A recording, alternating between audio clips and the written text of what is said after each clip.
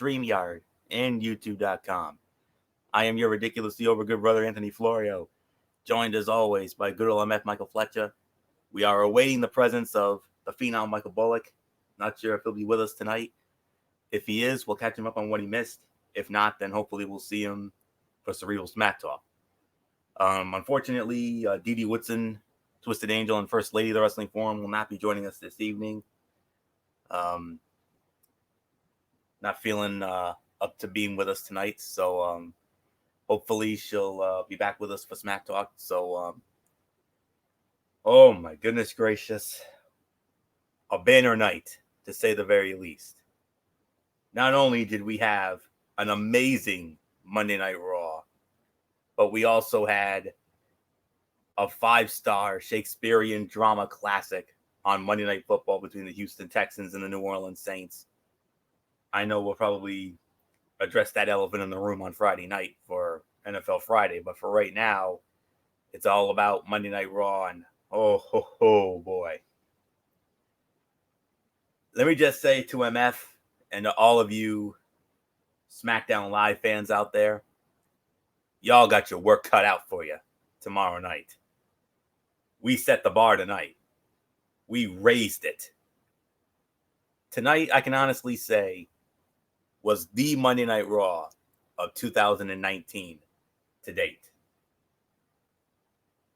And tonight, Monday Night Raw, live from the world's most famous arena, Madison Square Garden, New York City, the home of the New York Rangers, the home of the New York Knicks, at times St. John's men's college basketball, but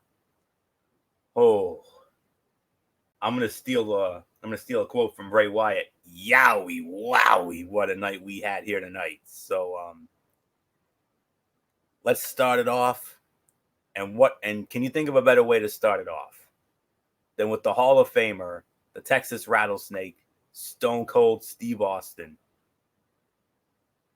And he came with a purpose. His purpose was to make sure that Seth Rollins and Braun Strowman signed their contract for their Universal Championship match as part of Clash of Champions Sunday night.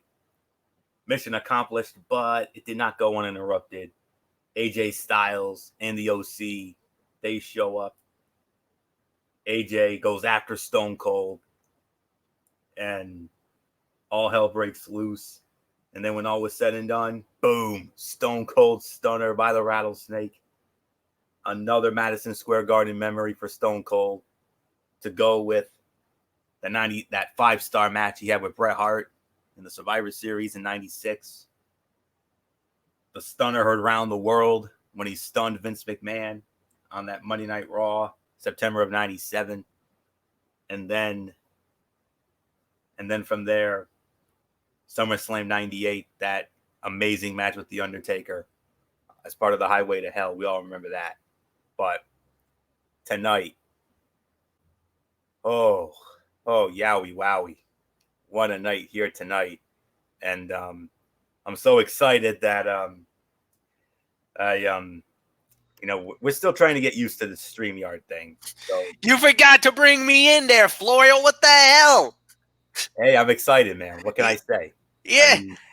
You forgot to bring the real host, the real reason why Ridiculously Raw is so ridiculously over. MFJ, Mike Fletcher Jr. What's wrong with you? Just you wait till tomorrow night, big boy. Uh-huh. That's all I'm going to say. It is tomorrow night, isn't it? It is tomorrow night, 10 p.m. Eastern, yeah. All right. So we'll set that table for tomorrow, but my apologies. There are times where I get overly excited and, the mind wanders away. So I do apologize, MF. But nonetheless, like I said, what a night here. And we saw it. Stone Cold Stunner on AJ Styles to end the segment. What can you say except, man, this was the segment of the night. It was. AJ was a terrific antagonist who got under the skin of the fans to set the table for taking the stunner from Austin. Fun segment.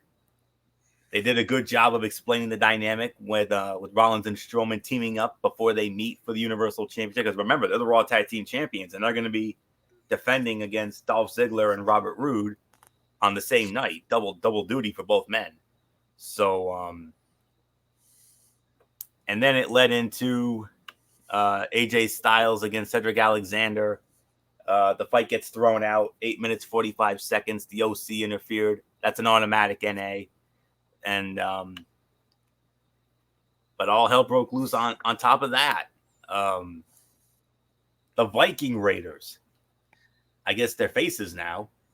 They beat those Hammernager jabronis who mocked Baltimore, and it's probably all it needed to be since they hadn't really made an impact as heels. And I'm more optimistic about about the Viking Raiders getting over as faces. And so there's really nothing more to say on this. That was the segment of the night. And MF, what can you say? I mean, what can you think of a better way to start off the most anticipated Raw in recent year? The first time since November 16th, 2009, the go-home show for that year's Survivor Series. Monday Night Raw in the world's most famous arena, Madison Square Garden. We waited so long for it, and tonight we finally got it, and damn it to hell, they delivered. And the thing is that because Vince McMahon himself, no, you could unmute your mic, Florio. You can unmute it because it's probably just going to be you and I tonight. But I was going to say, Vince McMahon made it very clear. He wanted the Garden shows to be absolutely the best ever. He wanted the Garden shows to be the best because the World Wrestling Federation, WWE, their biggest shows were always in Madison Square Garden. Absolutely. If it was from Hogan winning the title in '84 to all those great moments that you talked about, Florio, from the first ever WrestleMania, WrestleMania 10, WrestleMania 20, it was always in Madison Square Garden. It's the mecca of any professional venue. You know, now you got a lot of different places around the world that, you know, gets a lot of build. Barclays in Brooklyn, the Staples Center in LA, United Center, Chicago, American Airlines Center, Miami. You know, there are big arenas, even outside of the United States. O2 Arena in London. You know, you got these big venues, but there was always one venue, one place that was synonymous with legendary moments. If it's MMA, if it's boxing, if it's professional wrestling, Madison Square Garden, New York City, Manhattan, New York on 33rd Street and 6th. And that's where it is. I've been honored to set my foot in that venue. I was on the outside of Madison Square Garden. I've been there. It is enthralling what that venue is. The goosebumps I have right now just talking about MSG says it all. I'm getting them too. So that's why they wanted this to be perfect. This is why Mr. McMahon, Vince McMahon, set the bar high for the Garden because of the fact that the people wanted them in the Garden. The world wanted WWE to come back to the Garden because all these other companies are doing it now. Ring of Honor and New Japan, they invaded Madison Square Garden just recently during WrestleMania weekend. They had a great show. AAA is going to be in the Garden in less than a couple of weeks. They're going to be doing a live wrestling show from MSG. AAA is going to be in the Garden. They're going to be invading Madison Square Garden. And UFC too. And UFC is going to be there in about a month. November. We just found out a huge fight. Nate Diaz versus Jorge Masvidal is going to happen in the Garden. And that's a mega fight. That's huge. I'm jacked up for that fight. Yeah. MSG is without a doubt the venue you want to be. So obviously WWE had to do something huge. What do? You bring the Texas Rattlesnake out, you throw it right out at the beginning. You jump it off. And that's how you do it. You bring Austin to the building. You let Rollins, Seth Rollins, and Braun Strowman have their little thing, which was great. The OCs come out. That was good. I enjoyed that moment.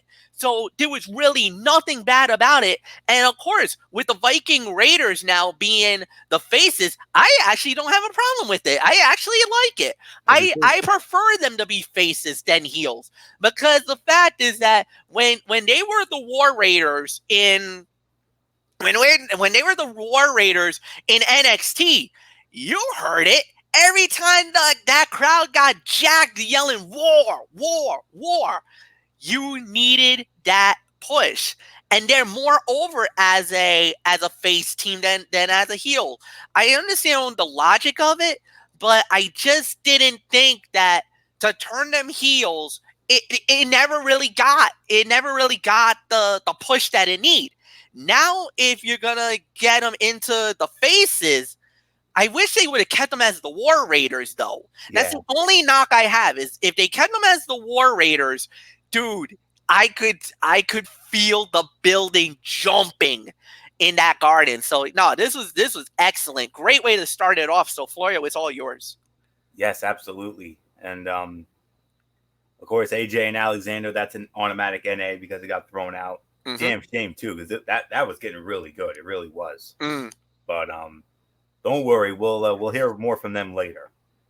And then we had a very special segment, Roman Reigns introducing these young children who are battling the pediatric cancer as part of Connor's Cure, which is a part of Pediatric Cancer Month, because that's what this month of September is.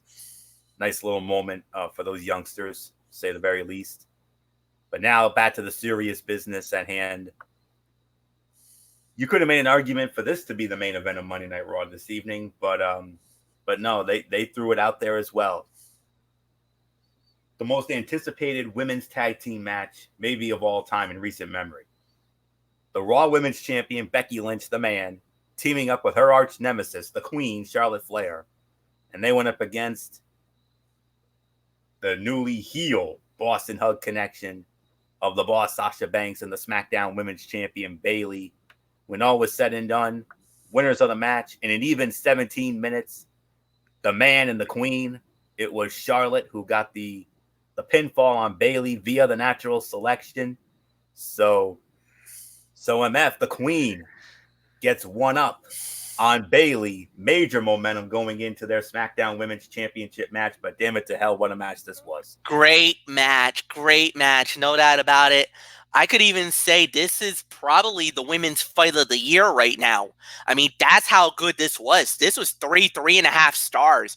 And normally when we're talking women's matches, that's a very high number. Very rare we go relatively that high for a women's division match. But this was incredible. Great time, a lot of time, probably more time than even I would have even expected on a match. But when you're talking about the 4 horsewomen of WWE, you gotta let them have a moment. They let them have it. They shined under the spotlight, and to have it in the backdrop of the garden and everything else. And that's the thing that we're going to be talking about the whole night. It's just all these great moments. Women's division matches, not very, very, very rare. Do you get anything significant in Madison Square Garden? I think the only other time that we would talk about would be WrestleMania 1, when the World Wrestling Federation Ladies Championship changed hands. I think that was one of the most significant moments in Madison Square Garden history. Absolutely. But for this match to happen, 3.5 stars. This was incredible. They nailed it.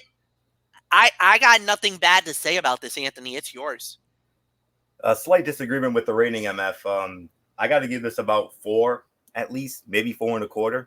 I could say this was the fight of the night. Very good match with the ladies working a physical and intense style. There were some missed spots and things seemed to fall apart briefly after the commercial break there. but the effort was definitely there.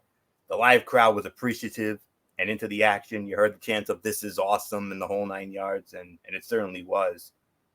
Huge momentum for Charlotte Flair going into the SmackDown Women's Championship match against Bayley.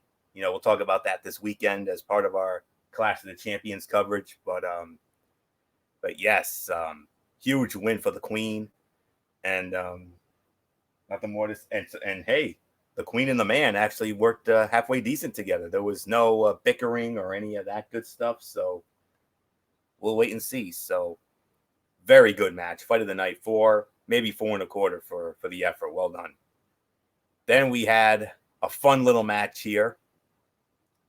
Rey Mysterio squaring off against the Lucha House Party's Gran Metalik. Rey Mysterio wins the match, 6.5 minutes. I'm giving this a solid 3. I'm going to say this was the sleeper fight of the night. I mean, another good match with Mysterio giving Metalik plenty of offense before he went over. And this was the best showing Metalik has had on Raw or SmackDown Live or even 205 Live thus far. And hopefully it leads to bigger and better things for him. So maybe I could retract the 205 Live statement. But when it comes to the main roster, Raw or SmackDown, hands down, this was Metalik's best work. But then again, look who he was in there with, for goodness sakes. A future Hall of Famer in Rey Mysterio. So nothing more to say. Yeah, it was a short match, but boy, howdy, it was a hell of a lot of fun. So just imagine what these two could have done if they had gotten more time. Ooh, that's all there is to say. MF sleeper fight of the night, solid 3 stars, great sprint. I agree, and not only that, but it was an enjoyable match because it was kind of a little bit of the nod to New York. New York is very well diverse in different cultures, different ethnic groups. But for all the Latinos out there, especially the Mexicans that loves lucha libre, this fight was for you. This was that kind of a match, a great match that you see in AAA or MCLL. These kind of matches in New York. This is one of their great loves and enjoyments. So I think to have this match in the Garden and the way that they did it, beautifully done. 3 stars, nothing more to say. Florio, go. Yes, sir. And let's see what we had here. All right. Then we had another one of the highly anticipated fights of the night. First time ever in King of the Ring tournament history, a triple threat match. Ricochet, Samoa Joe, Baron Corbin, winner of the match in 14 minutes and 40 seconds, and representing Monday Night Raw in the finals of the King of the Ring tournament this Sunday night. Oh, Baron Corbin, the ultimate opportunist. He pulls an edge. Ricochet hits Samoa Joe at the 630. In comes Corbin. The minute I saw that, I'm like, yeah, Corbin's going to steal this damn thing. And sure enough, the one time I wanted to be wrong, I had to be right. But nonetheless, he's a Monday Night Raw guy. I got no choice, but I gotta show my support for Raw. So honestly, he was not who I wanted. I would have been fine with Ricochet or Joe. Wouldn't have mattered to me. But it had to be. It's got to be that damn Corbin. Ugh. But even with this unpopular outcome, MF, these 3 laid it all on the line tonight. Oh, it was incredible. It was a great match, no doubt about it. 3.5 stars for me. This is a solid match, to say the very least. Anthony, I hate to say it, a lot of my buddies are calling it. They believe Baron Corbin's going to win the King of the Ring now. They believe that Corbin should win the King of the Ring. That means, Florio, get ready. You're about to hear King bleep face instead of Constable bleep face, but it's going to be King bleep face from now on. It looks like they're going to pull the trigger, and it looks like Baron Corbin, unless there's a shocker on the SmackDown side, but we might be looking at possibly Baron Corbin as the 2019 King of the Ring. Yeah, very possible. But nonetheless, though, I'm gonna say this was the second best fight of the night. I'm giving this 3.5 stars. I'm gonna be honest. I was not a fan of the way that they worked into a triple threat match in a singles tournament, mind you. However, the match was very entertaining with all three guys putting in good work. So it's King Corbin, King Elias, or King Gable. I'm gonna be honest with you, MF. I could see Chad Gable winning tomorrow night on SmackDown Live to set up the traditional babyface versus heel match. So we'll have to wait and see on that. So but yeah, very entertaining bout. They all put in the effort. Well done. Hated the outcome, but I enjoyed the match. That's all that matters. So 3.5 stars, second best fight of the night for me. So we move on. And believe it or not, folks, I'm going to say this. Traditionally on a Ridiculously Raw broadcast, we usually have 5 or 6 cutouts on the night. Yeah, normally. We only had one, if you can believe it. Unless, of course, you want to get into an MF. Lacey Evans and Natalya? Nope. Yeah, I didn't think so.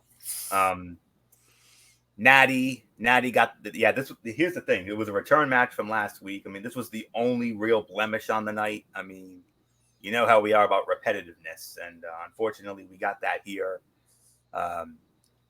You figured Natty was gonna get the win back, and that's exactly what happened. Natty won the match 5 minutes and 5 seconds.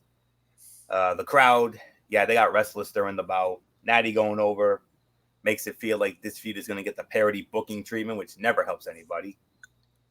1.5, maybe 2 for the effort. That's really all I can say on that. Far and away the worst fight of the night, easily. So there's really nothing more to say here. I mean, the Firefly Funhouse, an amazing Firefly Funhouse, to say the very least. So now let's get into what ended up being the main event of the evening. A 10-man tag team matchup. Universal Champion and one half of the Raw Tag Team Champion, Seth Rollins. The other half of the Tag Champions, Braun Strowman. You also had Cedric Alexander and the newly babyface turned Viking Raiders squaring off against the OC, Dolph Ziggler, and Robert Roode. Babyface team goes over 19.5 minutes. To me, this was another 3.5 star match. Entertaining main event that offered a little hype to some of the pay-per-view bouts. Clear championship committee moment here. Cedric Alexander got the winning fall on AJ Styles with the lumbar check. That clearly sets up a U.S. title match between those two on Sunday, which is going to be great. And Stone Cold comes out. They have a beer bash. And I'm honestly surprised that the Fiend didn't show up. I thought the Fiend was going to go after Stone Cold like he had with the other legends, like Mick Foley, Kurt Angle, Jerry Lawler. But at least they tried to explain that away on the Firefly Funhouse. Maybe Stone Cold wasn't game, or they felt like it would have raised expectations for Stone Cold to seek revenge, maybe. I don't know. But nonetheless, though, a great way to close out what was, without a doubt, the single best Monday Night Raw of 2019. No question about it. So another 3.5 stars. I could say maybe tied for second best. I could probably, I don't know. I mean, between this and the King of the Ring match, I would give the King of the Ring match better. I thought this was solid. I'm going to say 3.25 to 3.5. I thought the King of the Ring was better, but this was a good match, no doubt about it, and a great way to close the show. But, they served its purpose. And on top of that, Cedric Alexander gets an MSG moment. That's a championship committee moment, too. And a championship committee moment as well. Yeah, he gets the winning fall, wins the match. I got nothing bad to say about it. I think this was a great way to close the show, no doubt about it. Anthony, guess it's time for the overall review, and I know I get to lead off on it. I'm going to do it. 8.5 out of 10. This was a phenomenal Monday Night Raw. Very good. Dev, you said it. Best Raw of 2019. It was in Madison Square Garden, and they delivered. Hats off to the WWE brass. Yes, I'll give credit to McMahon, Dunn, Heyman, and all the guys. They nailed it. Perfect for the night. Nothing bad to say. Anthony, it's yours. 8.5 to 9. That's the appropriate rating for this show here tonight. I mean, we didn't have any funny haha nonsense. We didn't have any 24/7 silliness. They put that on the back burner for the night. Are you sure? Because I thought there was a 24/7 moment. Maybe you missed it. Well, if I missed it, it was probably because it might have been during the because there was an incident. There was a video. It was a video of R-Truth and Enes Kanter of the Celtics. Yes. So, okay, so I stand corrected. I didn't see that because that was at the time of that exciting finish to the Texans Saints game. Oh my goodness, what a finish! Yeah, because supposedly, because one of my friends actually caught video of it. I don't know if it made it to air, but yes, Enes Kanter of the Boston Celtics actually showed up, pinned R-Truth, won the 24/7 title, and then to really cause a ruckus in the building, he actually busted out, unzipped his jacket, and revealed a Boston Celtics jersey. His Boston Celtics jersey. But wait, hold. It's not the official one, folks. It's because it didn't have the there was a couple of things that the reason why he didn't have it wasn't the official one was because there was no emblem on the side, because normally the NBA has like a little emblem or of a logo of a corporate sponsor, and it didn't have it.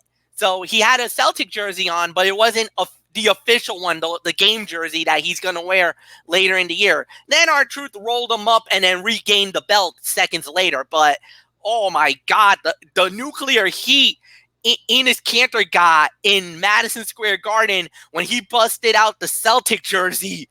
Ooh. Mm-hmm. Yeah. That alone gives it a 9 out of 10. Yes, indeed. So, it is a 9 out of 10. I mean, because, we only had one bad match on the show. We didn't have any squash matches. We didn't have any, with the exception of that little video, I mean, very little 24/7 silliness, no campy comedy nonsense. All the matches delivered with the exception of Lacey and Natalya. But other than that, all the other matches were great. Stone Cold tore the house down. Crowd was red hot. WWE goes all out at Madison Square Garden, and this was no exception. And there have been hotter shows in the past. And, the opening segment with Stone Cold really, that's where it peaked, set the bar, consistently solid effort. They wisely left off most of the SmackDown Live wrestlers to save them for tomorrow night for SmackDown Live. Oh, by the way, MF, you got your work cut out for you. Big time. That's all there is to say on that. Yeah, you have Chad Gable and Elias in the King of the Ring semifinal, and you also have The Undertaker. God knows what he's going to do. But, good guys, I think I know why Bray Wyatt was not at MSG tonight. Oh, you don't think? He's going after Taker. Okay, remember the Firefly Funhouse? Here's something you need to know. Remember the thing that said 11/19? Yes, I do. What was the day The Undertaker made his debut in WWE, in World Wrestling Federation? Technically, it was November 22nd or 3rd of 90. No. His official debut, and this is from Wikipedia, was 11/19/1990. Oh. SmackDown may get their moment after all. The Fiend and the Dead Man are about to walk into the world's most famous arena tomorrow night. You told me, Anthony, that SmackDown needed to bring it. Game on, brother. Oh my. But nonetheless, though, I mean, what a moment. I mean, a great night. SmackDown Live. Like I said, I mean, even with that, it's going to take a lot more than that to overtake Monday Night Raw this evening. Elias and Chad Gable, we'll see. But what else you got? Nothing else has been announced that I know of. So I think it's better that it is not announced because we didn't hear much about Monday Night Raw.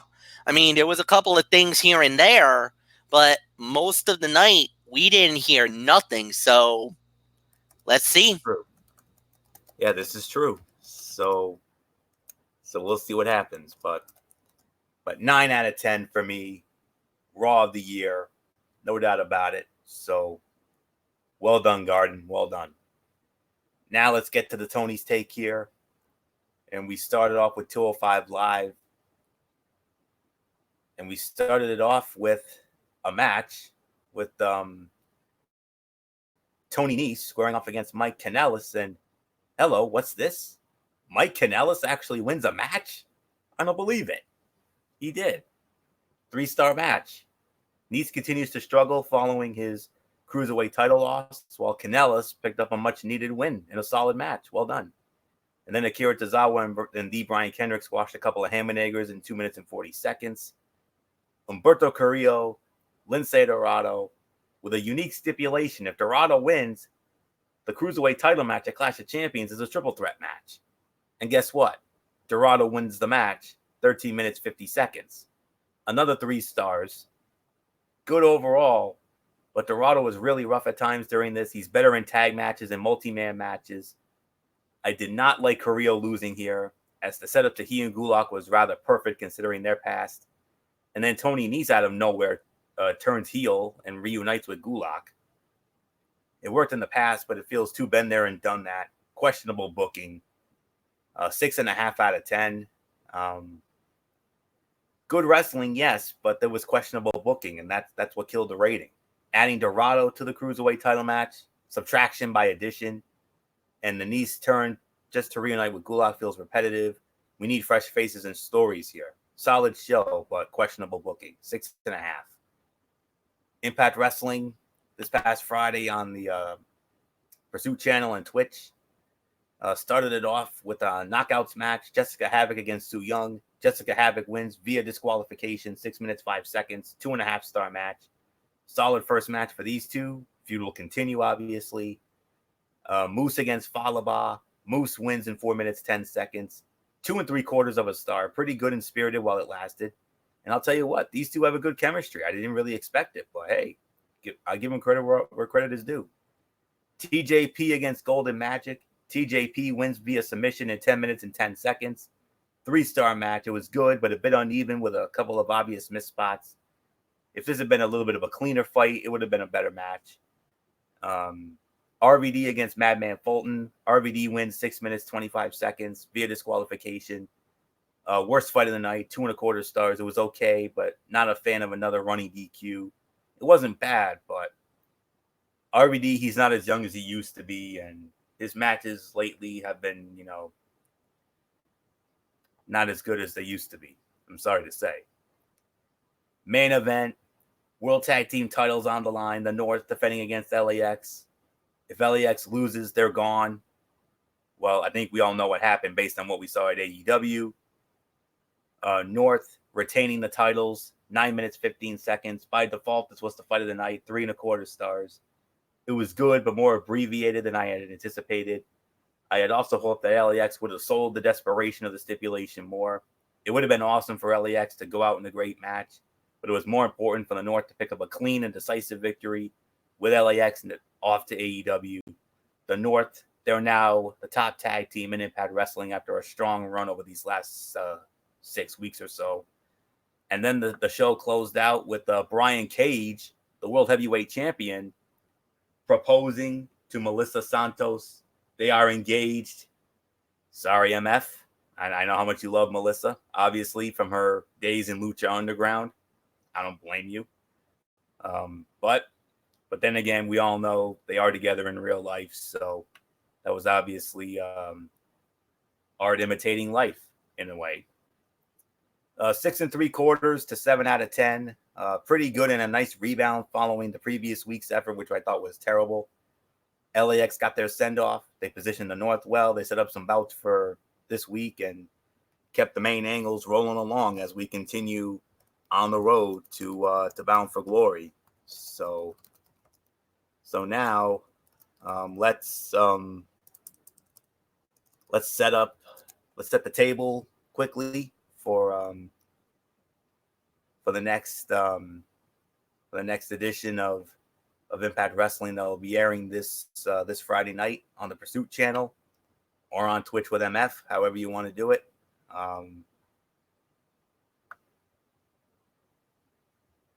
Okay.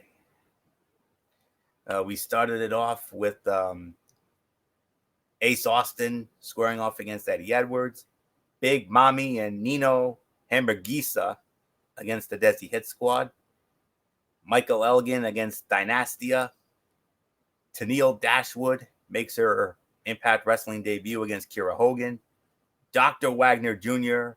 against Tejano, and then from there, we had Sami Callihan and Jay Christ of OVE against Tessa Blanchard and Tommy Dreamer in a street fight. And that's pretty much it. So that all goes down Friday night, 10 p.m., Pursuit channel, or on Twitch with MF, however you want to do it. So that's it. Ridiculously Raw for this week in the books. We want to thank you all so very much for tuning in. Let's bring good old MF Michael Fletcher back in. MF, let's set the table for tomorrow night's Cerebral Smack Talk, Madison Square Garden, Night 2. And we're going to start it with SmackDown Live from Madison Square Garden, and we will talk about that. I also got some Ring of Honor stuff. We actually had a big show this past week on Ring of Honor.